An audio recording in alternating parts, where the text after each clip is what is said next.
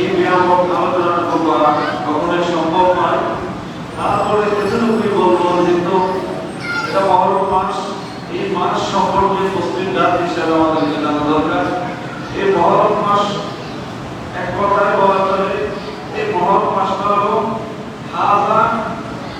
শাহরি শাহরুল্লাহ, হাদা শাহরি শাহরুল্লাহ, এটা আল্লাহ পাকের মাস, এটা আল্লাহর মাস। আল্লাহ মাস বলে এটাকে খুব একটু গুরুত্ব দিয়েছেন। কেন? এই মাস এমন একটি মাস, এই যে আদম জাতকে যে আমার আল্লাহ সৃষ্টি করেছেন, হযরত বাবা আদম আলাইহিস সালামের এই বডি তৈরি করার জন্য যে মাটির খামির তৈরি করেছিলেন, সেটা ছিল এই মহরম মাস। এই দুনিয়াকে আমার আল্লাহ সৃজন করেছেন, সৃজন করেছেন যে মাসে, ওই মাসটাও ছিল মহরম মাস। এই দুনিয়াকে আমার আল্লাহ আবার ধ্বংস করে দিবেন, কিয়ামত হয়ে যাবে, কুল্লু মান আলাইহা ফান, সব কিছু যেদিন ধ্বংস হবে, ওই মাসটাও হবে মহরম মাস। এই মহরম মাসের সাথে এই ধর্মের সাথে, ইসলামের সাথে সৃষ্টিগত দিক দিয়ে অনেক দুই বিষয় সম্পৃক্ত রয়েছে। সেই হিসাবে এই মহরম মাস অত্যন্ত একটি গুরুত্বপূর্ণ মাস। আল্লাহ হাবিব সাল্লাল্লাহু আলাইহি ওয়াসাল্লাম বলেন, রমজানুল মুবারকের মাসের পরে আমলের ভিত্তিতে যদি বিচার করে, রমজান মাসের পরে যদি রোজার ভিত্তিতে যদি উত্তম রোজা রাখার মতো কোনো মাস থেকে থাকে, সেটা হলো মহরম মাস। আল্লাহ নবী সাল্লাল্লাহু আলাইহি ওয়াসাল্লাম রমজান মাসের পরে একাধিক সবচেয়ে বেশি রোজা এই মাসে রাখতেন, সেই মাসটা হলো মহরম মাস। আমরাও চেষ্টা করব এই মাসে, মহরম মাসে আমরা রোজা আদায় করার জন্য, আসল রোজা, নফল রোজাগুলো আমরা আদায় করার চেষ্টা করব। হাদিস শরীফের মধ্যে পাওয়া যায়, আল্লাহ হাবিব সাল্লাল্লাহু আলাইহি ওয়াসাল্লাম মক্কা থেকে হিজরত করে যখন মদিনাতুল মুনাওয়ারায় গিয়েছেন, ওখানে যাওয়ার পরে দেখতে পেলেন ওই মদিনার মধ্যে তখনকার সবাই মদিনা রোজারত অবস্থা, তারা রোজা রাখছেন। তাদের রোজার কারণ যখন নবী জিজ্ঞেস করলেন, তখন তারা বলল, এই মহরম মাস এমন একটা মাস, এই মাসের মধ্যে আল্লাহর পয়গম্বর হযরত মুসা আলাইহিস সালামের যে হককে আমার আল্লাহ সে পরিত্রাণ করেছিলেন সেই দুষ্ট ফেরাউনের আক্রমণ থেকে। ওই যে নবীর পথ ছেড়ে দিয়ে, রাস্তা করে দিয়ে ইমানদারদেরকে আল্লাহকে ইবাদত করেছিলেন, এবং ওই দুষ্ট কওম জাতিকে নদীর ভিতরে ডুবিয়ে মেরেছিলেন, ওই মাসটাও ছিল মহরম মাস। সুবহানাল্লাহ। সব দিক দিয়ে এই মহরম মাসের ফজিলত পাওয়া যায়। সেই হিসাবে মহরম মাস আমাদের জন্য অত্যন্ত গুরুত্বপূর্ণ একটি মাস। আর একটি বিষয় লক্ষণীয় হচ্ছে, আল্লাহ হাবিব সাল্লাল্লাহু আলাইহি ওয়াসাল্লাম বলেন যে আমাদের অত্যন্ত গুরুত্ব সহকারে জানা দরকার যে কথাটা আজকে বলা এসেছে। আল্লাহ নবী সাল্লাল্লাহু আলাইহি ওয়াসাল্লাম বলেন, আপনারা হাদা শাহরি শাহরুল্লাহ মুহাররম, এই মাসটি আমাদের গুরুত্ব সহকারে জানা দরকার। এই মাস অত্যন্ত গুরুত্বের মাস, এটা আল্লাহ পাকের মাস। ওয়া শাহরুল আউয়ালি মিনাস সানাতিল হিজরাতাইন, হিজরিয়া। আল্লাহ পাক রব্বুল আলামিন গণনা করার জন্য আমাদেরকে যে মাসগুলি দিয়েছেন, হিজরি সনগুলি দিয়েছেন, তার মধ্য থেকে এই গণনার দিক দিয়ে 12টি মাসের মধ্যে প্রথম নম্বর মাস হলো এই মহরম মাস। সবার হাতে দুটির সাথে একটি বিষয় বলতে হয়। মুসলিম জাতি হিসেবে আমরা ইংরেজি নববর্ষ পালন করি। ইংরেজি নববর্ষ কখন হলে আমরা জানি, বাংলা নববর্ষ পহেলা বৈশাখ কখন হলে আমরা জানি। অথচ মুসলমানের সাথে, ইসলামের সাথে যেটা রিলেটিভ, ইসলামের সাথে যেটা সম্পৃক্ত, সেই বিষয়টা আমরা জানি না। আমাদের জানা দরকার এই মুসলমানের দৃষ্টিকোণ থেকে, ইসলাম ধর্মের দৃষ্টিকোণ থেকে আল্লাহ পাক রব্বুল আলামিন গণনা করার জন্য যে মাস দিয়েছেন, ইসলামের জন্য যে মাসগুলি দিয়েছেন, সেই মাসের মধ্যে বছরের প্রথম মাস হলো এই মহরম মাস। মুসলিম জাতি হিসেবে আমাদেরকে অন্যান্যগুলি যেমন তেমন এই হিজরি সনের প্রথম মাস, বছরের পহেলা মাস মহরম মাস, এই মাস সম্পর্কে জানা দরকার। এই মাসকে তাজিম করা দরকার, এই মাসকে সম্মান করা দরকার, এই মাসে বেশি বেশি করে আল্লাহকে স্মরণ করা দরকার। কেননা এই মাসের মধ্যে আল্লাহ দুনিয়া ধ্বংস করবে, এই মাসের মধ্যে দুনিয়া যে ধ্বংস হবে, ওই ধ্বংস অবস্থাটা যেন আমি আল্লাহর জিকিরের মধ্যে থাকি। এই মাস আল্লাহর পক্ষ থেকে এই মাসে এই দুনিয়া সৃজন হয়েছে, আমাদের পিতা আদম আলাইহিস সালামকে সৃষ্টি করা হয়েছে। আমি শুকরিয়া আমরা এই মাসে আপনাকে বেশি বেশি করে স্মরণ করতে পারি। নিয়ামত আল্লাহর পক্ষ থেকে পেয়েছি বলে নিয়ামতের শুকরিয়াটা, নিয়ামত আমি আপনার জিকির স্মরণ ইবাদত বন্দেগীর মাধ্যমে আপনি আমি চাইলে আপনারা এই ধরনের এই পবিত্র উৎসবের মাধ্যমে মহরম মাসকে আমরা গ্রহণ করতে পারি। ইসলামিক নীতি কালচারের মাধ্যমে, ইসলামিক অনুষ্ঠানের মাধ্যমে, দোয়া এবং জিকিরের মাধ্যমে। কিন্তু না, একদিকে বলে সবাই আমরা কুসংস্কারে লিপ্ত হয়েছি। আমরা মুসলমান কাজ করবে যে কালচার নিয়ে আমরা পালন করতেছি, যে কালচারে আমরা হয়েছি এগুলো সব ইহুদি খ্রিস্টানদের কালচার। এজন্য বড় মুসলমান জাতি হিসেবে আপনাকে আমাকে অন্ততপক্ষে এই মাসকে স্মরণ করে নিজেদের অন্তরকে নরম করা দরকার। কেননা আল্লাহ হাবিব সাল্লাল্লাহু আলাইহি ওয়াসাল্লাম হাদিসে বারবার মধ্যে গুরুত্বপূর্ণ একটি বিষয় ঘোষণা করেছেন, যে হাদিসটি আজকের খুতবার মধ্যে এসেছে। হাদিসটি ছিল এইভাবে, আল্লাহ নবী সাল্লাল্লাহু আলাইহি ওয়াসাল্লাম বলেন যে ক্বালা রাসূলুল্লাহ সাল্লাল্লাহু আলাইহি ওয়াসাল্লাম, খুব মনোযোগ, অত্যন্ত গুরুত্বপূর্ণ পাঁচটি বিষয়ে নবীজি আমাদেরকে উপদেশ দিয়েছেন। উপদেশগুলি নবীজি এইভাবে বলেছেন যে লিরজুলিন ওয়া হুয়া ইয়াইদুহু ইউতানি أبسطت قول خمس الشيء شبابك قبل هرمك وصحتك قبل سقمك وغناءك قبل فقرك وبراءتك قبل شغلك وحياتك قبل موتك رواه الترمذي سبحان سبحان الله।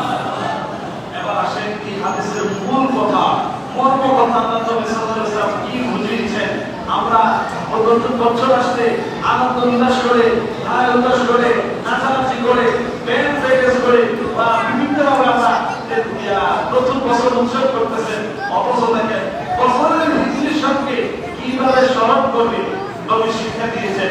এই হাদিসের মূল কথায় নবীজি বলেন, রাসূলুল্লাহ সাল্লাল্লাহু আলাইহি ওয়াসাল্লাম আল্লাহর নবীর দরবারে দুটো এক ব্যক্তি এসেছিলেন। ওই ব্যক্তিকে উপদেশ দিয়ে নবীজি এই কথা বলে এইভাবে বলেছিলেন যে তুমি পাঁচটি বিষয়ে, কয়টি বিষয়ে? পাঁচটি বিষয়ে তুমি পাঁচটি বিষয় সম্পর্কে তুমি বিষয়ের পূর্বে, এই বিষয়গুলি সম্পাদিত হওয়ার পূর্বে পাঁচটা বিষয়ে তুমি সতর্ক হও, পাঁচটা বিষয়ের প্রতি তুমি যত্নবান হও, পাঁচটা বিষয়ের প্রতি তুমি দায়িত্ববান হও। নবী গো, পাঁচটা বিষয় কি? এক নম্বরে আমার নবী বলেন, এক নম্বর বিষয়টা হলো যে তোমার বৃদ্ধ বয়সের পূর্বে যৌবনকালকে তুমি মূল্যায়ন করো। বৃদ্ধ হয়ে যাওয়ার আগে তোমার এখন যৌবনকাল, বিশেষ করে যুবক ভাইদেরকে বলবো, আল্লাহ নবী সাল্লাল্লাহু আলাইহি ওয়াসাল্লাম বলেছেন যে তোমরা বৃদ্ধ হওয়ার আগে, বয়স্ক হওয়ার আগে তুমি যখন জ্ঞান, তোমার যখন যৌবনকাল, তোমার এই যৌবনকে তুমি মূল্যায়ন করো। দুই নম্বরে আল্লাহ নবী সাল্লাল্লাহু আলাইহি ওয়াসাল্লাম বলেন যে তোমার অসুস্থতার পূর্বে সুস্থতাকে তুমি মূল্যায়ন করো।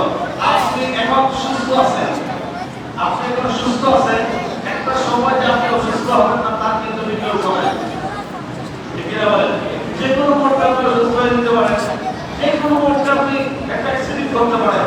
এটা তো নবীজি বলেন তোমরা যখন সুস্থ থাকবা, ওই সুস্থ হায়াতটা থাকা অবস্থায় তোমরা কি করো, তোমাদের ওই অসুস্থতা আসার আগে তোমরা ওই জিনিসটা মনে রেখে সুস্থ সময়টাকে, সুস্থ হায়াতটাকে তোমরা কাজে লাগাও। একটা সময় আসবে তুমি সময়কে কাজে লাগাতে চাইলে, তোমার শারীরিক অসুস্থতার কারণে তুমি এই সময়টা কাজে লাগাতে পারবে না। এজন্য যৌবন এটাও ক্ষণস্থায়ী জিনিস, সুস্থতা এটাও ক্ষণস্থায়ী জিনিস। যে কোনো মুহূর্তে আপনার যৌবন চলে যেতে পারে, যে কোনো মুহূর্তে আপনার সুস্থ শরীর আপনার না থাকতে পারে, অসুস্থ হয়ে যেতে পারে।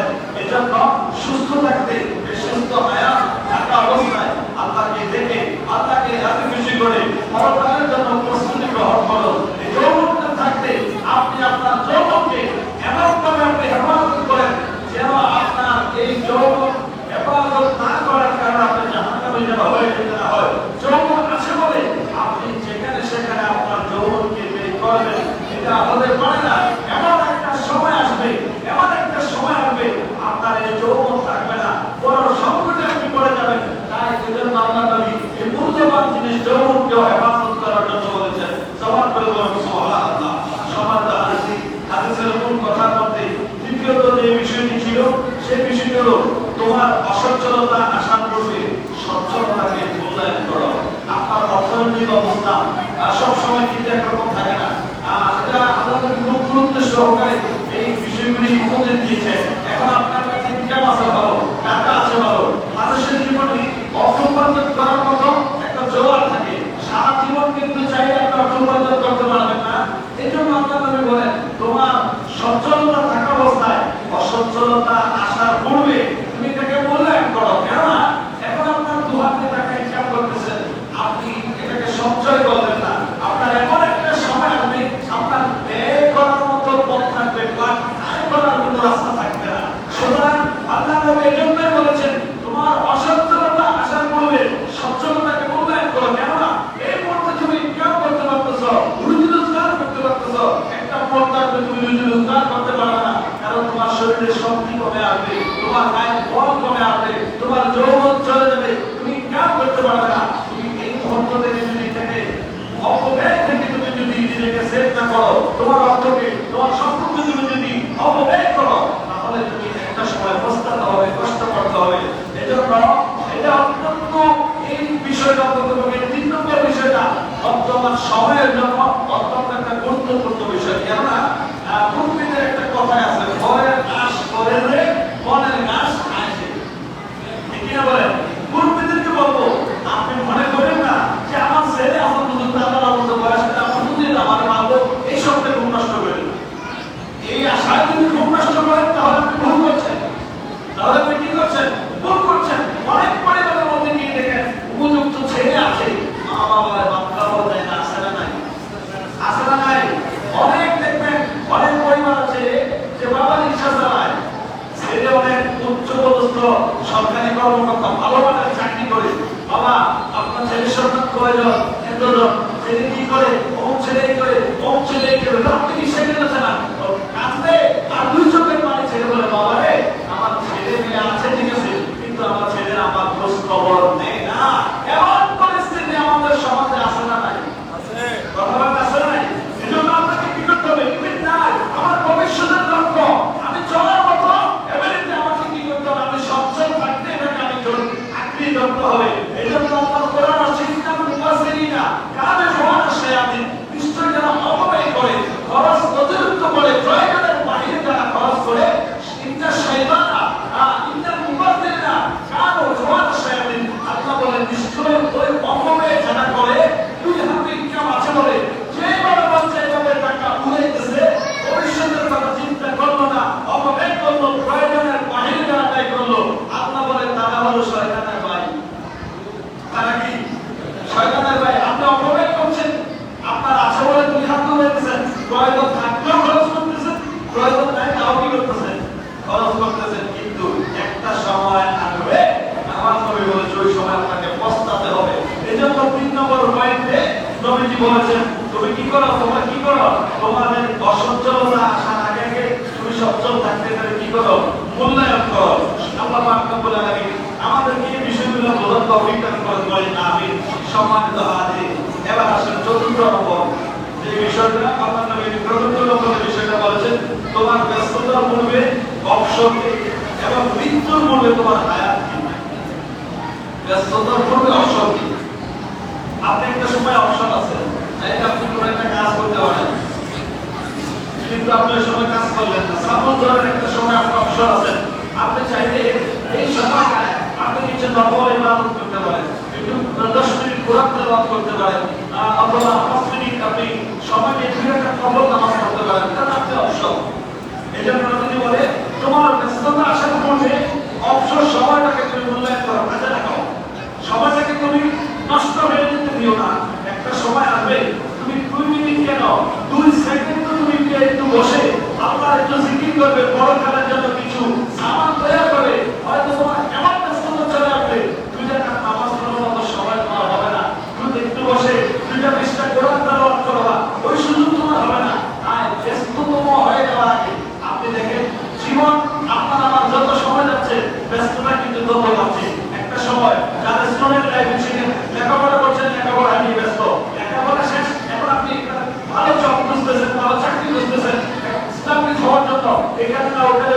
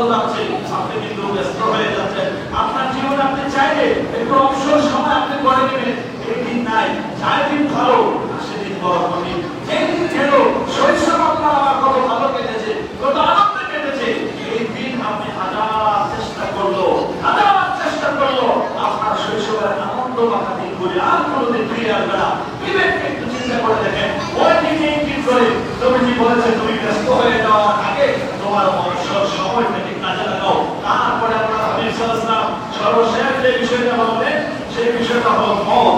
এই মওত এমন একটা জিনিস, এটা সৃষ্টি যেহেতু হয়েছে, জীব যেহেতু হয়েছে, ভয় যেহেতু এসেছে, আপনাকে মৃত্যুর স্বাদ গ্রহণ করতেই হবে। মৃত্যু আপনার জীবনে একদিন না একদিন আসবে। আপনার মৃত্যু আসার পূর্বে যে কাজগুলো করা, আপনার জীবিত থাকা অবস্থায় যে কাজগুলো করা সম্ভব, আপনি জীবিত থাকতে কাজগুলো করে নেন। একটা সময় এই কাজগুলো আপনার খুব প্রয়োজন হবে। আপনি যখন বেঁচে থাকবেন না, আপনি করতে পারবেন না। তখন যেমন আল্লাহর ইবাদত, আল্লাহর ইবাদত আপনি যত আমল করেন, আপনি হজ করেন, যাকাত দেন, ফরজ আমল করেন, নফল আমল করেন, যা কিছুই করেন, সব প্রত্যেকই আপনি করেন না কেন, এটা কতদিনই করা সম্ভব? যতদিন আপনি বেঁচে আছেন। আপনার মৃত্যু স্বাদ গ্রহণ করতে দিন, আল্লাহ আল্লাহ এসে রুহুটা নেওয়ার সাথে সাথে আপনার সকল আমল ইবাদত দরজাগুলি বন্ধ হয়ে যাবে। এতদিন বেঁচে থাকা অবস্থা যা করেছেন এগুলোর মধ্যে হিসাব হবে। সুতরাং কখন মৃত্যু হয়ে যায়, আরে আজকে না হয় এমন হতে পারে, সন্ধ্যার আগে তারা মৃত্যু হয়ে যেতে পারে। আগামী দিনের সূর্য হয়তো কেউ নাও দেখতে পারে, যে কখন মারা যায় এটা তো বলতে পারি না। তাই প্রত্যেকটা মুহূর্ত, প্রতিটা ঘন্টা নিজের লাইফে শেষ ঘন্টা মনে করে, আজকের দিনটা নিজের জীবনের মধ্যে সর্বশেষ দিন মনে করে সময়টাকে কাজে রেখে একটু সময় পেয়েছেন, আল্লাহকে স্মরণ করেন। আল্লাহকে স্মরণ করেন, আল্লাহ আপনাকে স্মরণ করবে। আল্লাহকে স্মরণ করবেন, আল্লাহ আপনাকে স্মরণ করবে। সুতরাং মওত আসার আগে আগে, আল্লাহই আসার আগে আগে বেঁচে থাকতে থাকতে আপনাকে আমাকে কি করতে হবে? পরকালের সওয়াব তৈরি করতে হবে। সম্মানিত হাজিরিন, এই বিষয়গুলি অন্ততপক্ষে আমি মনে করি এই পাঁচটা উপদেশ থেকে, হাদিস থেকে নবীজি যে পাঁচটা উপদেশ দিলেন, এই পাঁচটা উপদেশ অন্ততপক্ষে যদি আমরা মানতে পারি, আমার মত বলছে আমরা ক্ষতিগ্রস্ত হওয়া লাভবানই হব। এবং এই পাঁচটা বিষয় আমাদের সাথে খুবই রিলেটেড, এগুলো আমাদের খুবই গুরুত্ব। আল্লাহ পাক রব্বুল আলামিন এই বিষয়গুলো আমাদেরকে আমল করতে অভিজ্ঞান করেন, সবাই বলেন আমিন। পাশাপাশি আরেকটি বিষয়, সেটা যেটা মহরম মাস, এই মহরম মাস আমাদেরকে স্মরণ করিয়ে দেয় ঐতিহাসিক 61 হিজরি কারবালার সেই ইতিহাস, সেই রক্তমাখা, সেই কারবালার জমিনের কথা, কতটা মাটির। এই মহরম মাস এমন একটি মাস, সেই নবীর হাতে আল্লাহ পাক আপনাকে আমাকে সৃষ্টি করেছেন। ওই নবীর আওলাদ রক্ত দিয়ে আপনাকে আমাকে এই ইসলাম শিক্ষা করে দিয়েছেন, প্রতিষ্ঠিত করে দিয়েছেন। সুতরাং যাদের অত্যন্ত পরিশ্রম, ত্যাগ এবং রক্তের বিনিময়ে, জীবনের বিনিময়ে ইসলাম পেয়েছি, ইমানদার মুমিন মুসলমান হিসেবে প্রাণ ভরে আমরা তাদের প্রতি শ্রদ্ধা নিবেদন করব, তাদেরকে ভালোবাসবো। তাদের স্মরণে যার যতটুকু সামর্থ্য আছে, তৌফিক আছে, একটু দোয়া দুরুদের ব্যবস্থা করবো, ঘরের মধ্যে একটু দোয়া পড়াবো। মুহররম মাস বছরের প্রথম মাস। আয় আল্লাহ, গত একটি বছর আমার কাছ থেকে চলে গেল, আমি জানি না কতটুকু আপনার কোনো কাজ আমি করতে পেরেছি। আমার দ্বারা যদি কোনো খারাপই হয়ে থাকে, কোনো গুনাহের কাজ যদি হয়ে থাকে, আয় আল্লাহ আমাকে ক্ষমা করো। এবং আগত এই মাস নতুন বছর শুরু হয়ে গেল, আমি যেন এই নতুন বছরকে আমার হায়াতে জিন্দেগিতে, হায়াতে তৈরির মাধ্যমে, আমার নেক আমলের মাধ্যমে এই মাসকে যেন, এই বছরকে যেন আমি অতিবাহিত করতে পারি। বিগত বছরে গুনাহগুলি আল্লাহর কাছ থেকে ক্ষমা চাইবেন, আগত বছরে আপনার কাছ থেকে নেক হায়াত কামনা করবেন। এটা যে আমলের মাধ্যমে, নফল নামাজের মাধ্যমে, এবং মুহররম মাসের রোজারও যেহেতু গুরুত্ব অনেক রয়েছে, রোজা আদায় করার মাধ্যমে আমরা এই দিন ইসলামের নিয়ম কানুনগুলি মেনে আমরা আল্লাহ হাবিব সাল্লাল্লাহু আলাইহি ওয়াসাল্লামের আদর্শকে স্মরণ করে, আল্লাহ হাবিব সাল্লাল্লাহু আলাইহি ওয়াসাল্লামের আমাদের বায়ানকে স্মরণ করে, তাদের মহব্বত অন্তরে রেখে আমরা আমাদের ভবিষ্যৎ জীবন পরিচালনা করার চেষ্টা করব। এই মনমানসিকতা, এই ইচ্ছা আল্লাহ পাক রব্বুল আলামিন আপনার আমাদের সকলের দান করুন। আমরা সবাই মহব্বত